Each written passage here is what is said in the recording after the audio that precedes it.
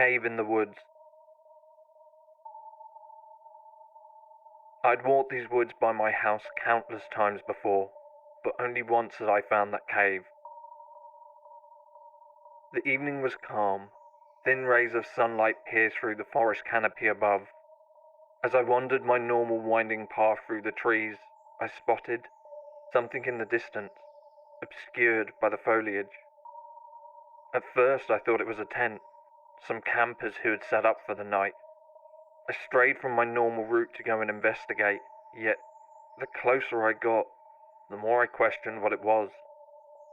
Stepping over fallen branches and brushing aside nettles, I came to a halt before it. A huge cave stood alone and out of place in the clearing, like a great maw that had erupted from the very earth itself. As I approached, I could feel the sensation of rushing wind coming from within. Moving a little closer, I stopped for a moment to stare inside, peering into the ever-darkening abyss that lay before me. The stench of death and decay that flooded my nostrils. What on earth was inside? Against my better judgment, I found myself drawn forward, the urge to explore the unknown tantalizing me. As I crossed the threshold, I had to duck my head to avoid a series of jagged rocks that hung down from the roof of the cave. Small droplets of water trickled down them, forming murky pools across the debris-scattered floor. The more I progressed downwards, the stronger the pressure in the air grew, the rhythmic nature of it cascading through the passageway, blowing my hair all about my face. I had to cover my mouth and nose to stop from gagging as the putrid smell from within burnt my nostrils. I could feel the ground beneath my feet progressively becoming wetter and wetter with each step.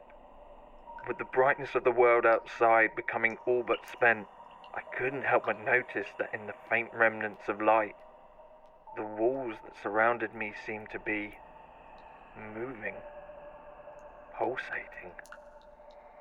I hesitantly stretched out a hand, placing my palm flat against the wall. It was warm, soft, wet, and warm. The wind stopped, and for a few seconds, I was trapped in a world devoid of sound.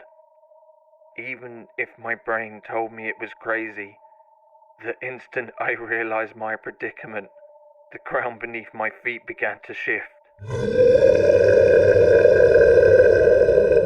My ears rang out as the beast awoke from its slumber, but I was already running, sprinting faster than I had ever pushed myself before. Beyond the pain in my side, beyond the shortness of breath, the front of its giant mouth began to close, the entrance becoming narrower by the instant, the now obvious teeth missing me by inches as I threw myself outside and onto the forest floor in the very last second.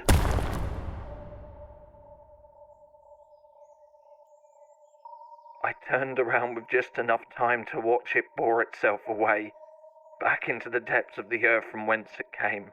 The crater of fresh dirt and broken trees the only reminder of the creature that had been lying in wait only a mere moment before. No one believes my story because I survived, but there would be no story if I hadn't. It's safe to say that I have never walked in those woods by my house again.